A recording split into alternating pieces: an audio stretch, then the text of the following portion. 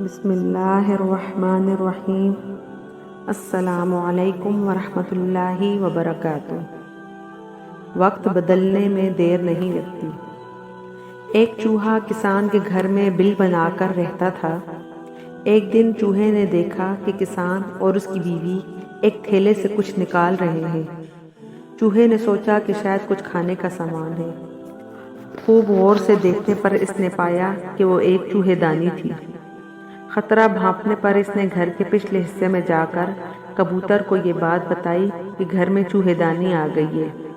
کبوتر نے مذاق اڑاتے ہوئے کہا، مجھے کیا، مجھے کون سا اس میں پھنسنا ہے۔ مایوس چوہا یہ بات مرغ کو بتانے گیا۔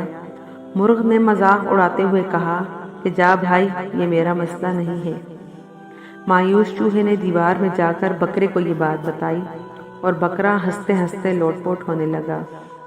اسی رات چوہے دانی میں کھٹاک کی آواز ہوئی جس میں ایک زہریلا سانپ پھنس گیا تھا۔ اندھیرے میں اس کی دم کو چوہا سمجھ کر کسان کی بیوی نے اس کو نکالا اور سانپ نے اسے ڈس لیا۔ طبیعت بگڑنے پر کسان نے حکیم کو بلوایا۔ حکیم نے اسے کبوتر کا سوپ پلانے کا مشورہ دیا۔ کبوتر ابھی برتن میں ابل رہا تھا۔ خبر سن کر کسان کے کئی رشتہ دار ملنے آ پہنچے، جن کے کھانے کا انتظام کے لیے اگلے دن مرغ کو ذبح کیا گیا۔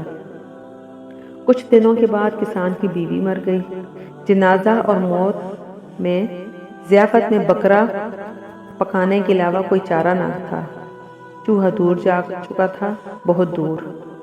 اگلی بار کوئی آپ کو اپنے مسئلے بتائے اور آپ کو لگے کہ یہ میرا مسئلہ نہیں ہے تو انتظار کیجئے اور دوبارہ سوچیں۔ ہم سب خطرے میں ہیں۔ سماج کا ایک عضو، ایک طبقہ، ایک شہری خطرے میں ہے تو پورا ملک خطرے میں ہے۔ ذات، مذہب اور طبقے کے دائرے سے باہر نکلیے۔ میرا اشارہ فلسطین کے مظلوم مسلمانوں کی طرف ہے۔ خود تک محدود مت رہیے، دوسروں کا احساس کیجیے ورنہ اپنی باری کا انتظار کریں۔ امید ہے آپ کو میری یہ ویڈیو پسند آئی ہوگی۔ اگر آپ کو میری یہ ویڈیو پسند آئی ہے تو پلیز اسے لائک اور شیئر کیجیے اور میرے چینل کو سبسکرائب کیجیے۔ اللہ حافظ۔